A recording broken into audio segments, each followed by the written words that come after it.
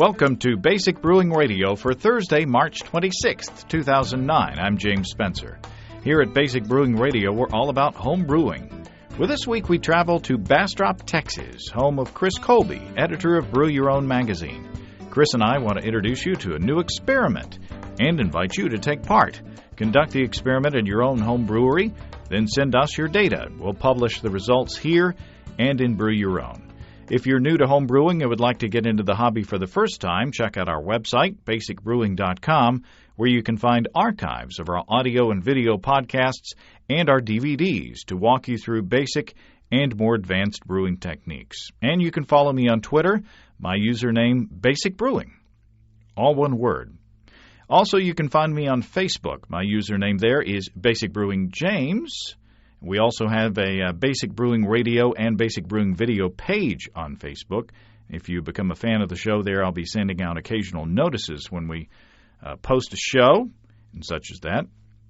Our 2009 Brewers logbooks are still going out the door, and we still got some in stock, so you can check them out on our online store, basicbrewingshop.com. And thanks again to everybody clicking on the Amazon.com associate link on our basicbrewing.com site.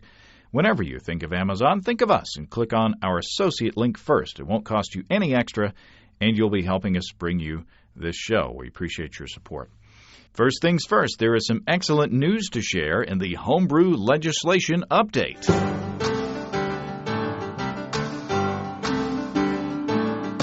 We hear from Douglas Warzinski in Utah that Governor John Huntsman has signed HB 51 into law, legalizing home brewing in that state. The law officially goes into effect on May 12th, so expect a run on propane tanks in Utah around that date. Congratulations to Douglas and everybody involved in the process to move this law forward, and congratulations to all the Utah homebrewers who will be able to brew without guilt or worry after May 12th. So that is awesome news. And incidentally, if you haven't done so already, check out the latest episode of Douglas's Homebrewing Perspectives podcast. Douglas runs recordings of some of the discussion in committee meetings with members of the legislature, and it's very interesting stuff. And as usual, I'm always amazed at how little people know about our hobby, and the legislators were no exception. They didn't know much, and they proved it by the questions they asked.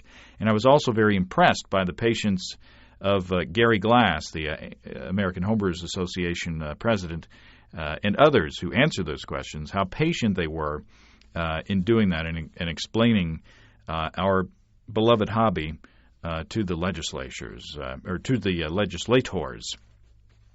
Also, after that good news, we have an update from the legislative efforts in Washington State, where they are trying to ease restrictions on transportation of homebrew there. Mark Emily writes in, at the last public hearing before the House Commerce and Labor Committee, the Liquor Control Board raised issue with the 501c3 donation clause in our bill. Basically, they stated that all beer or wine donated to nonprofit organizations has to be sold, which creates an obvious conundrum. So the committee requested that we work with the LCB and Washington Wine Institute, who was worried that potentially unlabeled homemade wine could be confused with Washington wine once out of the house. Mark says, oh no, and write an amendment to the bill. So we removed the 501c3 clause, matched up some of our wording with the National Homemade Beer and Wine Transportation Guidelines, or regulations rather, and cleaned up the positioning of some of the wording to read better. Mark says the resulting amendment still works out just great for us. When we put the nonprofit clause in, we knew that it was a potential sacrificial lamb, and with the LCB's full endorsement, we are in good shape. The House Commerce and Labor Committee should be taking executive action on the bill on Wednesday, March 25th, so hopefully by the time that the listeners are hearing this, it will be endorsed by the committee. And Mark says check the WAHA website for the status. So after this, we head to the House Rules Committee and onto the House floor and then back for a quick vote in the Senate. Right now, people can go check the WAHA website at wahomebrewers.org/legal. That's WA homebrewers.org/legal to find out who to contact on the Rules Committee, and how to call the representatives to ask for their support on the upcoming vote. We are almost done, but need folks to keep contacts up and make sure their reps know that they still care. So there you go. Good luck, continued good luck to everybody up there in Washington State. And that's one thing that you will hear if you listen to Douglas's podcast, is that homebrewers in Utah definitely made their voices heard to legislators. And you got to believe that that made a difference in their votes. Let's do a quick question from the mailbag since we skipped it last week. This comes from Jan in Longueuil, Quebec. Jan was apologizing for his English, and I said that I'll have to apologize for my French. Anyway, assuming that that's French, I'm assuming since it's in Quebec, it is. Jan says, I have a problem. I followed your advice. Well, there's the problem right there. No. I followed your advice on how to repitch at bottling time, which works great for me. But when I poured a beer that came out of the fridge or my cold room, it has no head. The same beer poured at room temperature has a great foamy head. I tried with 2 different beers, a barley wine and an imperial stout, and both have the same reaction, nice head or no head at all. Can you help me? Well, Jan, it sounds like your beers are still a bit undercarbonated. When you think about it, beer at colder temperatures has an easier time absorbing CO2 or carbon dioxide. So when the beer is cold, the bubbles want to stay in solution. And when the beer is warm, the CO2 wants to come out easily. So therefore, it kind of makes sense that you'd have a bigger foamy head when the beer is warm than you would when it's cold. At least that's how I understand of it. And just think of how a warm can of soda may spew everywhere when it's warm, but a can in the same six-pack, cooled down, won't. So, these both sound like big beers, a barley wine and an imperial stout, and even though you say you repitched fresh yeast at bottling, it sounds like they need more time, at warmer temperatures to properly condition the bottles.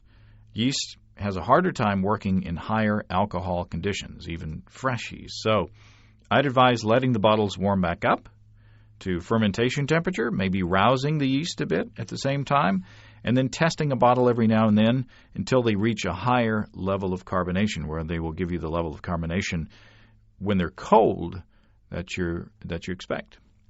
Or drink them warm. If they're good beers, cellar temperatures are probably pretty tasty. But that's my theory, at least. If you have a suggestion that differs from that advice, just drop me a line at james@basicbrewing.com, or just use the contact form on basicbrewing.com. And if you don't hear back from me in a while and you think that your email may be getting stuck somewhere, you can always contact me through Twitter or through Facebook as well to make sure that the internet gremlins aren't at work. Okay. A while back, Brad Ring, the publisher of BYO magazine, Chris Colby, and I started talking about playing with some experiments, setting up some experiments that we could distribute out to our listeners and readers that you could take part in and help us to collect data and make observations on these experiments. So I asked for input through Twitter on what kinds of experiments you guys would like to do or see, and I got together with Chris Colby at his home in Bastrop, Texas, to decide what experiment to tackle first. Well, Chris Colby, welcome back to Basic Brewing Radio.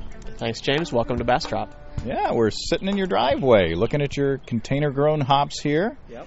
And we just recorded a video episode in your side yard with your awesome barley field. Did you ever have any idea that you would have this much gardening in your brewing when you first started? No, not really. I've always liked gardening and I've always liked brewing, but I never thought that I would sort of combine them so much. A couple of years ago, if someone would have told me, like, you're going to, grow your own barley and try to, harvest it, malt it, and brew a batch from that, I would have told them, there's no way I'm going to go that kind of length. But it just sort of one thing led to another, and year by year I've been inching closer, and this year I'm going to do it. Well, home growers have grown hops for a long time. I mean, it's a fairly no-brainer to grow hops. Yeah. Do you think that growing barley can be similar to growing hops as far as having home brewers growing their own barley, or is it just an extreme experiment? Growing your own barley growing it's not the big problem. The problem is, I'm assuming, because I haven't done it yet, but processing it. You've got to you've got to get the kernels separated from the head so you've got, barley seed. Then you've got to malt it, which is a several-day process of steeping, letting it germinate, and then drying and eventually kilning it. And, I think that's going to be I know of people who have done it. I'm sure there's always going to be homebrewers who, just like there's homebrewers who learn to weld and build a big, hot side system for themselves. There's going to be homebrewers who are gardeners and who are going to want to do the malting thing. But I think that's going to be something that's left to sort of a few. I mean, it would be great if everyone started doing it. It would give me some article ideas for BYO. But, the thing about growing hops is it's very simple. And, you pick the hops and let them dry somewhere, and they're ready to use. It's very simple to grow your own hops and use them in your brewing. It's just a little bit more complicated to grow your own barley and to malt it and, get it ready for use. Yeah, your barley field put mine to shame. A couple of things that you did differently that we talked about in the video, but I want to touch on here again. You planted in the fall. And I think you planted at way more density than I did.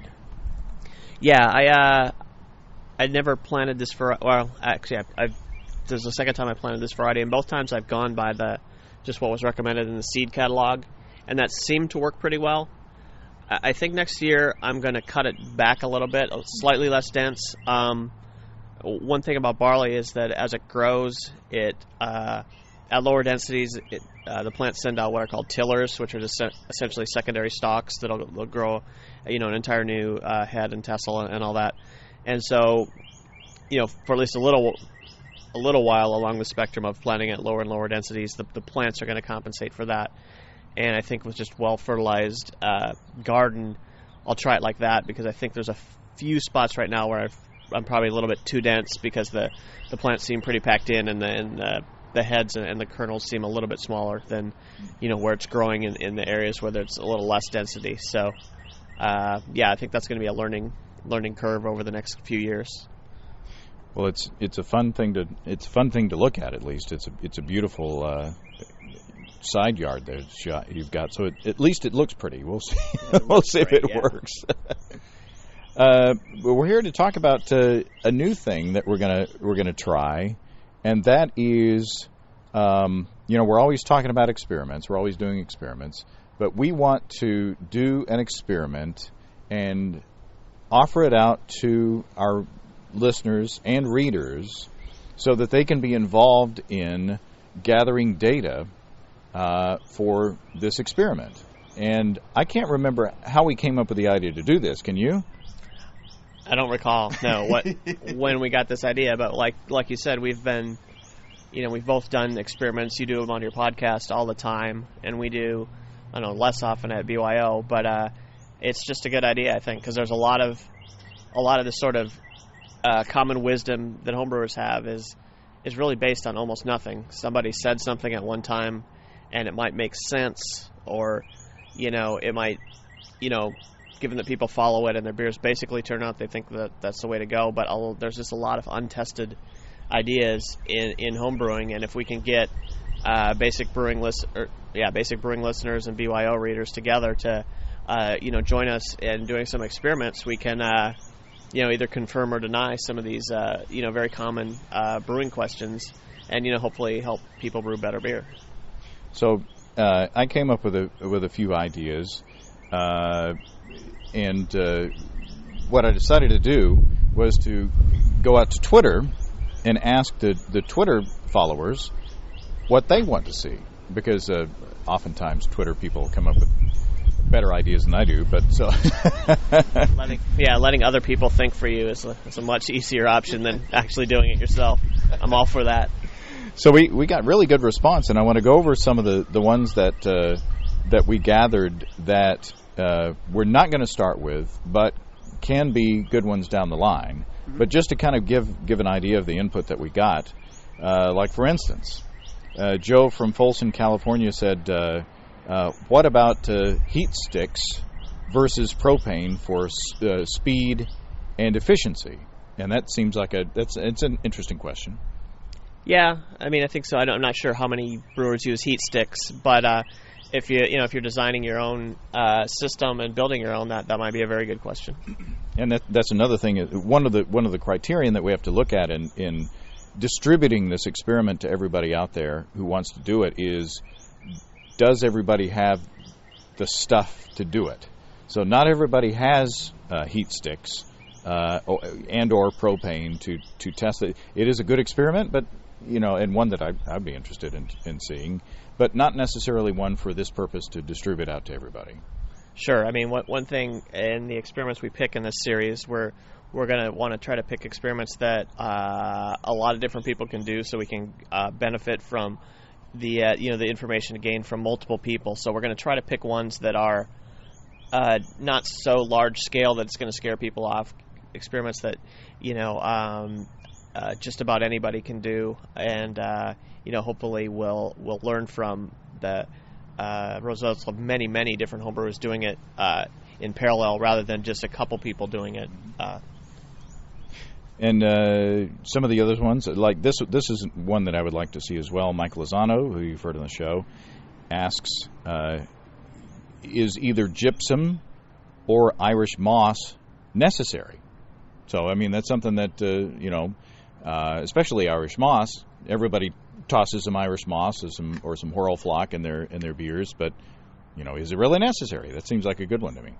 Yeah, there's several ways you could do that experiment. You could do, just two side-by-side batches, same recipe, one with or without, or if you got a little bit more ambitious, you could maybe brew a series of beer and have an increasing concentration of Irish moss. You could have one with none, one with half a teaspoon, one with a teaspoon, one with 2 teaspoons, just sort of run out a series. Mm-hmm. And, depending on, some brewers might want to just do the small experiment, do, a side-by-side of 2. Some other people, if you brew a lot and you're just, curious and willing to have a couple batches that, well, maybe one turns out a little cloudier than I'm used to, yeah, that would be a good experiment. So that may be one to put on the to-do list. Yeah.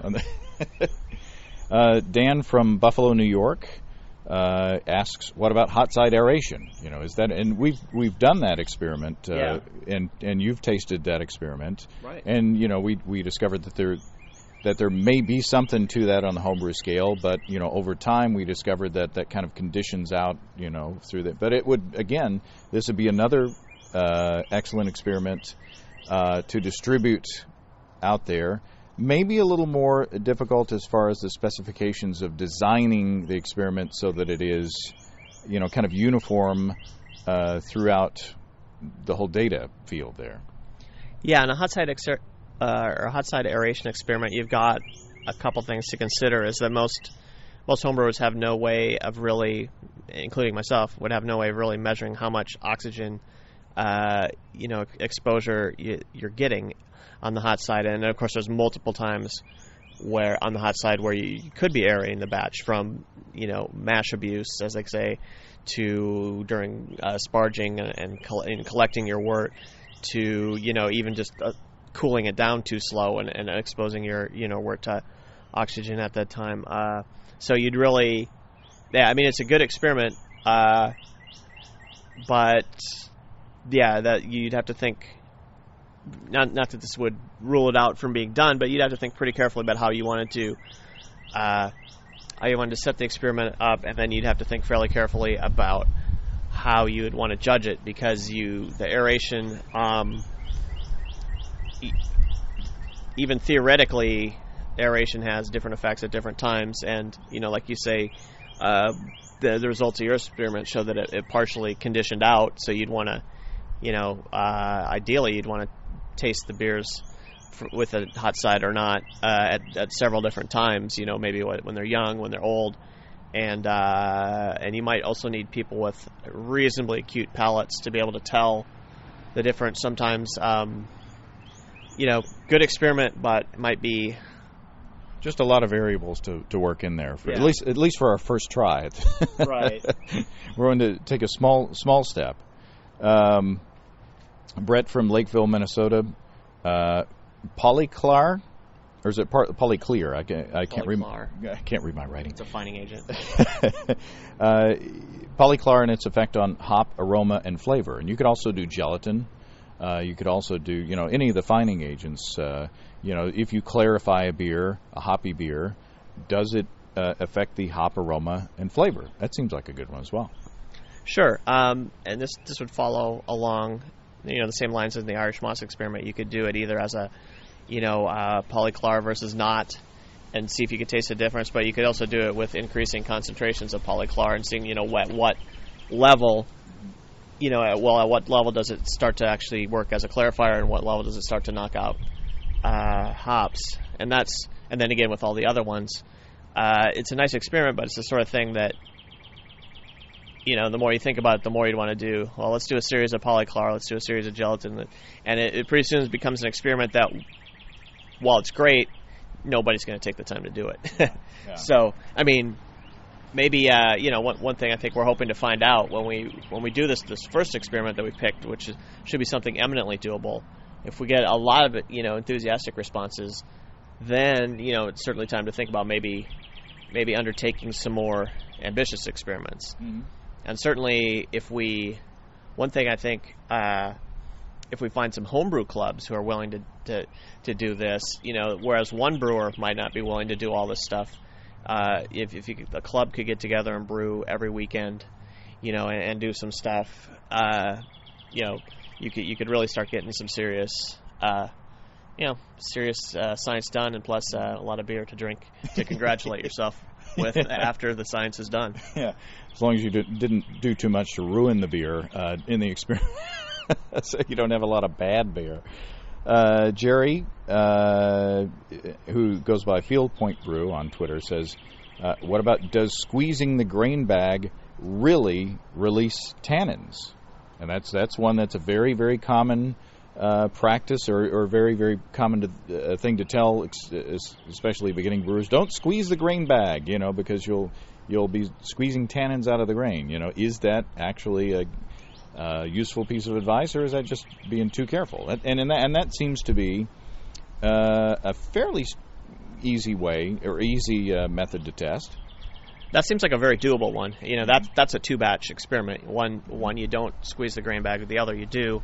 And it's also one that you should be able to get a clear-cut answer on. Mm-hmm. It's on a lot of these, if there's going to be a subtle taste difference between things, that presents some problems because, you need people with good palates to judge it. And then, of course, if only people with, really good palates can taste it, then who cares? But this one, the results should be clear-cut. If squeezing the grain bag or squeezing the grain bag is actually bad, well, you should be able to taste a clear-cut difference between the two beers.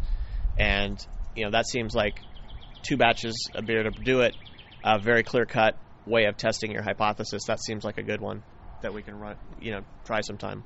Yeah, I think the one thing that kind of knocked it out of contention, at least in this initial round for me, was the fact that you did have to brew two batches of beer. Yeah. And we kind of want to hit the ground running on this first experiment, at least, and kind of do something that is doable, but will produce some useful results that people are interested in. So that again is another one to look at. This is a good one as well. Rhino from Madison, does decoction really change the flavor to make it worth the effort? Yeah, and this is one that's back in the day, there was a magazine called Brewing Techniques, and they did an article on that at one point.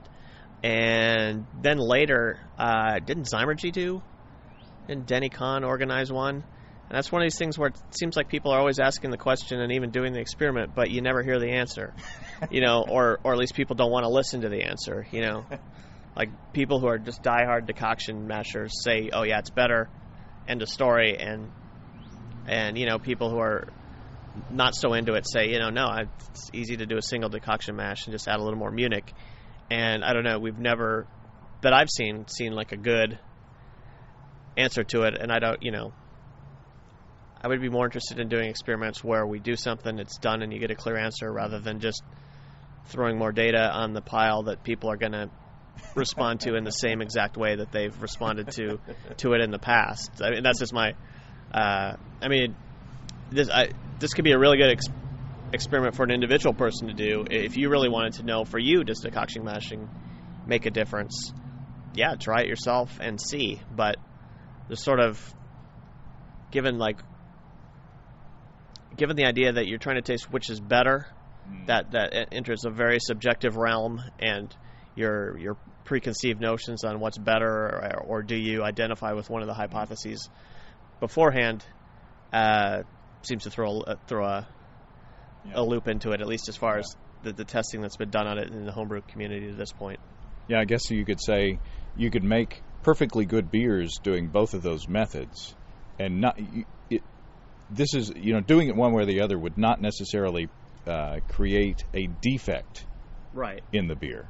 It would simply be, which do you prefer? Yeah. And there are some people who, for either actual taste reasons or because it's traditional and they think they taste reasons, like decoction mashing. And there's other people who, because single infusion mashing is simple, and maybe they just haven't tasted a decoction mash beer that they thought was, head and tails or head and shoulders above the others.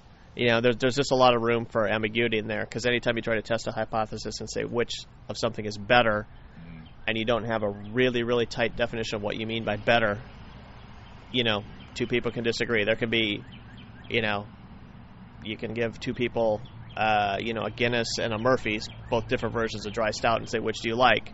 And, some people are going to prefer Guinness and some are going to prefer Murphy's. And, neither one is wrong. Right. Here's one that is also a good one. Greg from Muncie, Indiana. Is there a difference in IBUs whether you use a hop bag or not? Whether you use a hop bag in the boil or you just let the hops go around freely in the boil. That seems like an interesting experiment as well. That one also seems pretty doable. Because if there's a real difference in the bitterness in the beer, that should be something that's not subtle, and there's not really a way to argue the point. You're not saying, is this better hop bitterness or worse hop bitterness? You're just saying, is it more bitter or not? And again, that's a 2-batch experiment.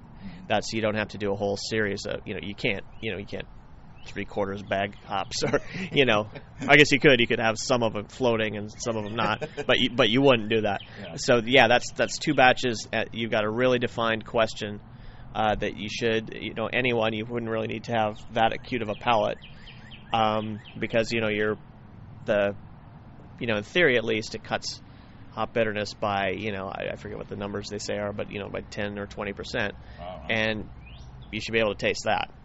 And we have access to resources where we could actually do the experiment. Exactly. Sure. We could have it analyzed by experts who could actually look at the IBUs and measure them scientifically. Yeah. Someone with a spectrophotometer and the right just access to that protocol that they use could measure it. You wouldn't even have to taste the beer. You just measure. Is the IBU value higher on this? And that seems like a really good one, because it's something that comes up in homebrew books all the time, and yet it's one of those things that, where's the proof of this? Steve from Sydney, Australia, came up with 3 good ones. One that's very similar to the one that we actually have chosen. Mm-hmm. I'll wait to reveal that one. But partial boil versus full boil. Sure. And also the old aeration versus olive oil in the starter. So both of those are interesting and kind of topical. Sure, the partial boil versus full boil on an extract batch, that's a great one. And again, that's a 2-batch experiment. And then that one also has the very good benefit of, you don't need anybody with any palate training at all, because you're going to look at the color first. And that's, if you can't it's very easy to tell color differences. So you've got that. You'd also want to do tasting and see if you do taste differences or whatever. But there's the color difference. There would be, if you did for hoppy beers, there would be, does the partial boil really cut down on bitterness as you'd expect it? And that would be a good one. The olive oil one, I sort of think that that's been done in the professional literature by what was his name, Grady Hall at New Belgium, and not a bad experiment by any means. But if you're going to redo an experiment that's been done at the commercial level, you as a homebrewer, you might want to think either is there some homebrew angle that you're taking that you're bringing some new information, or are you expanding the experiment somehow to be more to follow up on his results? And his paper was it was pretty nice. He hit all the basics, but to start exploring that deeper, this is going to take a lot of work. And not that I'm against people doing a lot of work. It's just that I know from my own grandiose experimental plans that after a couple of beers you start thinking of these big 20 batch experiments, but they're just, at least if you're me, they're not going to get done. Whereas a 2-batch experiment is much more likely. This is one that I came up with myself that I thought would be really interesting to do, and fairly straightforward to schedule. Is overpitching possible on a homebrew scale? Because we say, they say pitch the proper amount, or if you overpitch. Obviously, if you underpitch, you're not going to get the fermentation that you're wanting, and you have detrimental effects there. But there are also those that say if you overpitch, you're going to be affecting the flavor of the particular style of beer. The yeast is going to work through the wort too quickly, and that's not good either. So it seems like to me that it would be fairly straightforward to do again another 2-batch experiment and pitch one at the theoretical correct pitching rate, and then one just really dump way too much yeast in there and see if there's a difference. Yeah, you could also do this as a series. I mean, if you had especially if you had a homebrew club, and find the guy that's got the huge setup, like that can make 55 gallons of beer or whatever, or make a bunch of wort, spread it all out in like, say, you could even do it in 3-gallon carboys. There's no need to do full 5-gallon batches, and then have one big batch of beer as a yeast starter, and just dose each different wort, which would all be the same, with just slightly more. Like start off at maybe a quarter of the recommended pitching rate, do one at half the recommended pitching rate, at normal pitching rate, at 1 time, 2 times, 4 times, at up to whatever level you want, with a big batch of wort and the same yeast. You could make a series, and there's some nice testable things in there. You do run into a little bit of the problem of subjective flavors and tasting, but there's some objective data you could gather there, specifically your final gravity. You would expect underpitched wort to not ferment out quite as much, and you'd expect when you get into overpitching that maybe the final gravity would drop a little bit, and that's something you read right off a hydrometer. There's no, within a point or two, there's maybe some, ability to interpolate the data. But I mean, there's basically you're looking at data there that you're going to be able to read the hydrometer within a point or two, and that's going to be concrete. And then on top of that, having the flavor stuff, you should. That would be a pretty good experiment. It'd be a big one, but big and doable if you had someone who can produce a lot of wort at one time, and then also had a bazillion 3-gallon carboys. Yeah. You could even do it at the 1-gallon scale as well. So yeah, you sure could. And then Toast had a couple cone versus pellet hops, pound for pound. Sure. And then this was an interesting question in my mind. I thought this was good as well. You have essentially 3 batches: a Camden tablet in the water versus letting water stand overnight versus tap water straight out of the tap. What's the difference between 3 batches done with each of those, water prepared each of those ways? Right. I mean, one of the things homebrewers think about when they brew is the presence of chlorine molecules in their water, particularly these days chloramines. And treating your water with a Camden tablet should pretty much instantly remove all the chloramines. One of the older treatments for water was letting it sit overnight, and if it's just chlorine, that's fine. That's going to all evaporate out. Whereas the chloramines, the basic idea is that they don't evaporate; they stay in solution. I mean, that's why they use them nowadays, so that they're not adding all this to the local water just to have it evaporate out somewhere.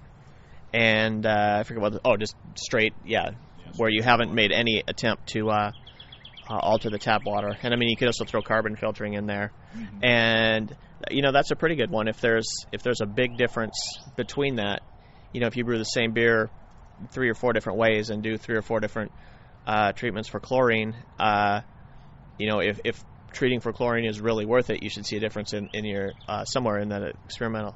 That's again, that's you'd be doing 3 or 4 batches, but it's not undoable as an experiment, and it especially I think becomes more doable if you get a homebrew club involved where they just have a day where you guys knock out 4 batches.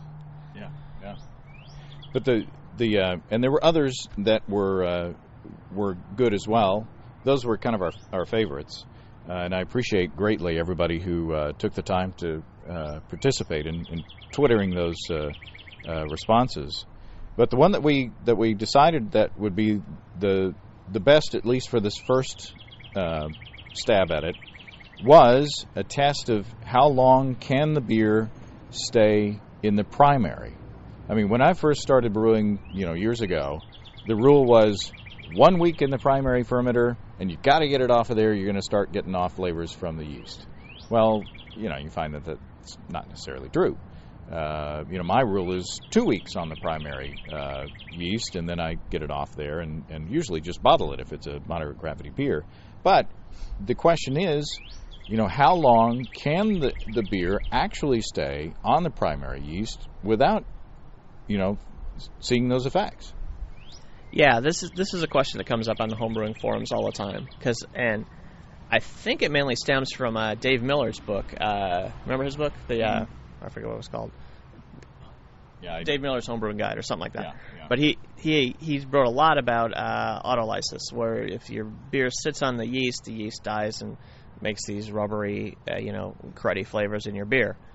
And of course, homebrewers have learned, at least ale homebrewers have learned that, well, through accidental experiments where you get lazy for 3 weeks and don't rack your beer over, that it's not necessarily the end of the world. And this would be a good experiment, I think, because at least the way we're thinking of doing it, it's very easy to do, and it should get a clean result. If if autolysis occurs to any extent that it's really worth racking the beer off the yeast, it should be easily detectable. And again, the way we've designed this experiment, it's going to be simple. You just brew a single batch of beer, let it ferment for whatever length of time you want in primary fermentation, then rack the top half off, package that beer, either keg it or put it in bottles, but let the second half of that batch sit on the yeast. And then after, I think we said 2 weeks, rack that over and package that. And, that should be an experiment that, given it's a single batch of beer, a lot of people, are going to be brewing a single batch of beer anyway. And, if they're willing to go to the extra step of bottling half of it or kegging half of it at one time and waiting, and then, bottling or kegging the second half, from there on, you basically have a week or two to condition it, taste the beer, and is there a difference? And that should give you an answer. It's quick and easy experiment, or, not that much harder than brewing a single batch of beer, and there's a clear result there. If it is there, you should be able to taste it. If not, and one thing I would note on this, one thing that Dave Miller was sort of famous for back in the day, was he brewed a lot of really light. His thing was he wanted to brew Dutch lagers. He wanted to make like Heineken essentially, and on a light flavored lager like that, maybe it does make a difference, but on ales maybe not so much. I mean, I seem to think, and I don't know where I got this idea, that autolysis is more of a problem with lager yeast at those temperatures than ale yeast at ale temperatures.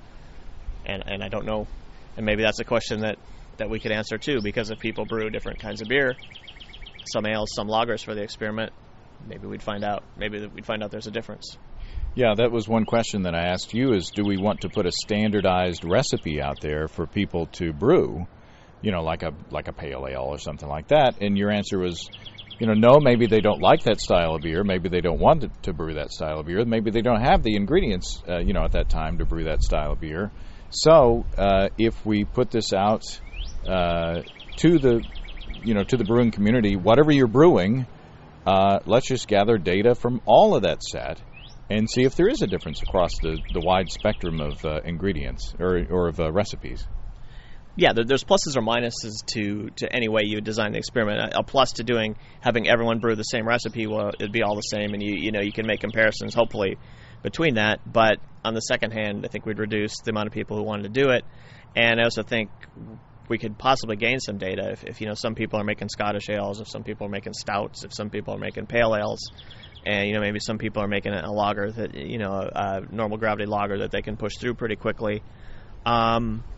We stand to gain some data on different, like maybe in pale beers it makes a difference, but maybe in dark beers it doesn't. That kind of thing. And so it's the one thing about designing experiments is that there's always somebody, no matter what experiment you do, no matter how much, how many trials you do, someone's going to say, well, why didn't you try this?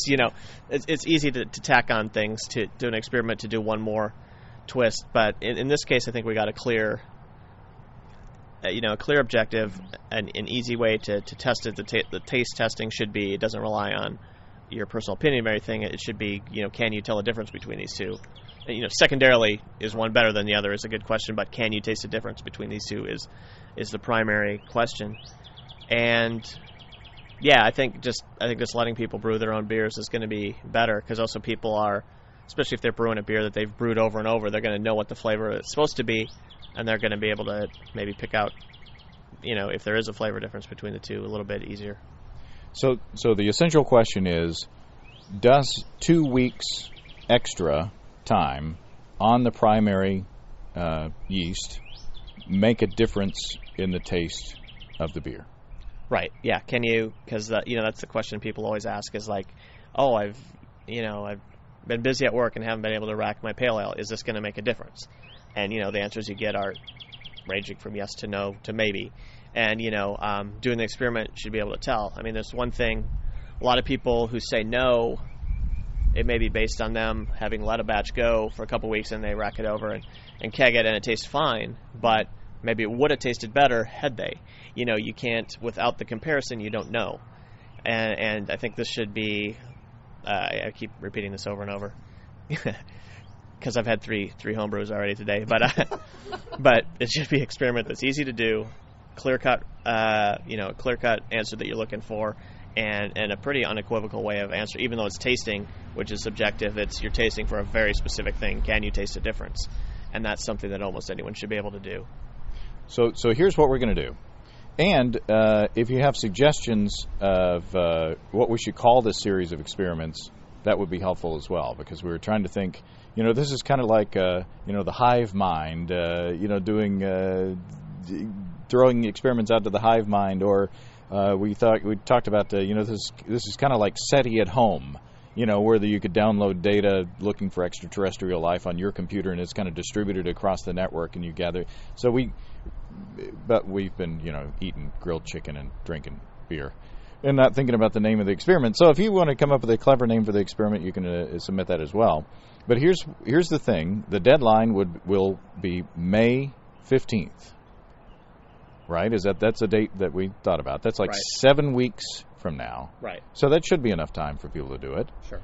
And what we will do is we will put a sort of PDF worksheet together that you can download and print and collect your data, and then we will put an online form on basicbrewing.com, and you can link to it also from BYO.com, that you can send us your data. Once it's collected, you put it in the form, and you make sure that it's correct, and you hit send, and it will come to Chris and me, and then we can start kind of digesting this data. Yeah, I think that with a PDF form on the web, we'll be very specific about what data we want everyone to collect. The taste difference is the primary one, but another one, I think a good one would just be measure the final gravity. Does sitting an extra 2 weeks on the yeast, does that drop your gravity a little more? Interesting question, and very answerable. And I think it's an interesting experiment. There are, maybe some, as with any experiment, you can nitpick on stuff. Like you can say once you, rack out half the carboy, is there going to be a little air in there that's not in the packaged beer, and is that going to make the difference? And you can nitpick on anything, but. And is the volume of the wort sitting on top of the yeast, does that make a difference? If it were a full volume, sure. Yeah, there's always going to be something. There's always the next layer, but again, you got to start somewhere, and I think this is a good start, good question, and should potentially be able to be decisively answerable, which is something that you like to see in an experiment. And we're going to publish the results both in Brew Your Own magazine, and we'll talk about it on the show as well. And I hope that this will be the first of of several to kind of flesh these experiments out and kind of get the thing I like the best about it is it gets everybody out there involved.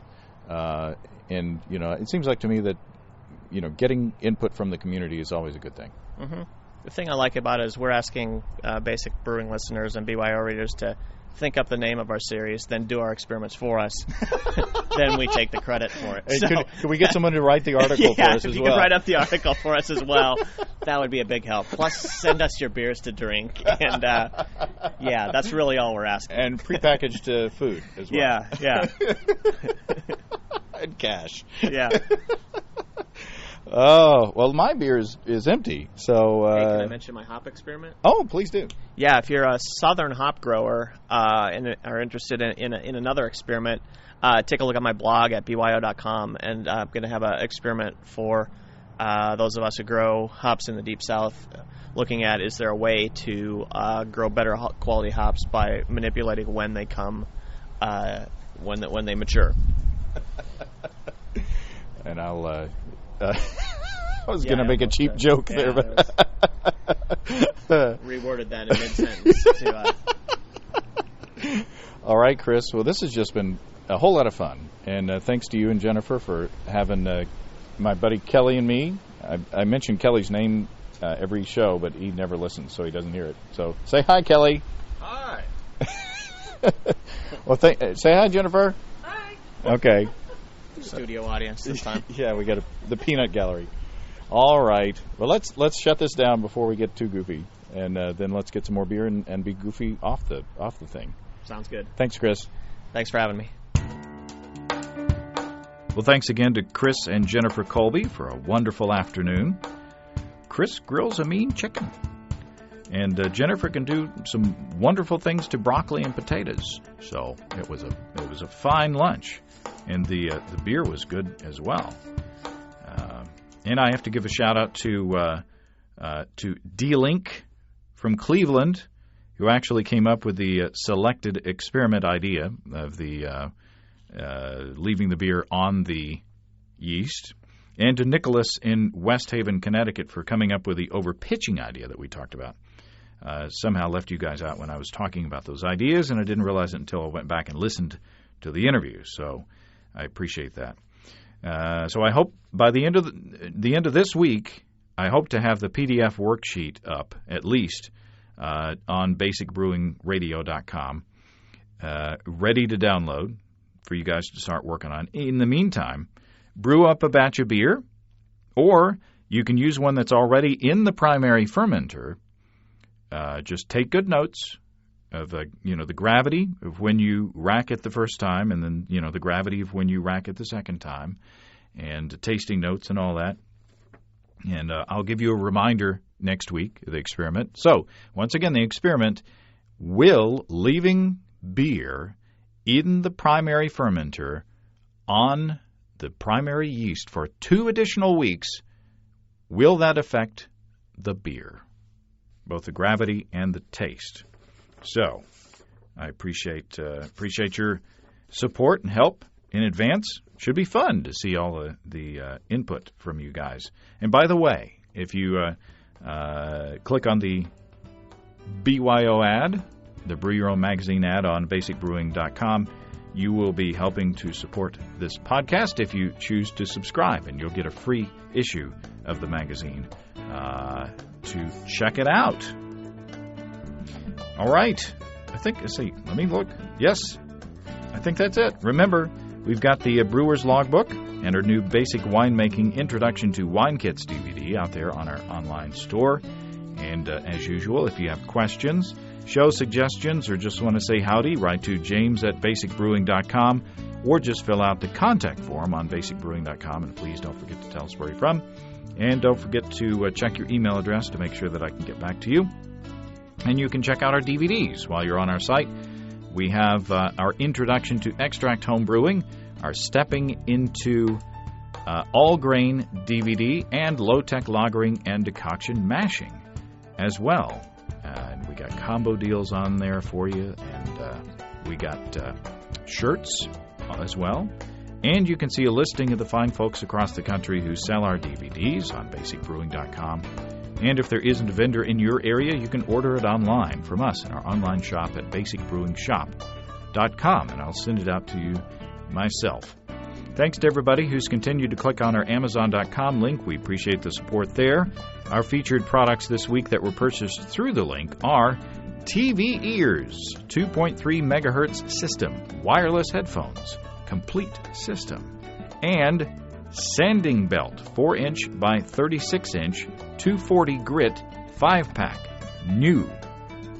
I wouldn't think you'd be able to buy used sanding belts, but there you go. Thanks again, everybody. And remember, I can't tell who bought what, so no worries there. Just click on the Amazon.com logo on our site the next time you feel like Amazon shopping. We appreciate your support there. And we also have an associate link to the Apple Store and to Audible.com as well. That's all until next week. Until then, thanks for listening. I'm James Spencer. Production help for Basic Brewing Radio and our website is provided by Kelly Dodson, whose voice you heard, I think, for the first time this week, down in Austin. Basic Brewing Radio is a production of Active Voicing. We'll talk to you next time, everybody. So long.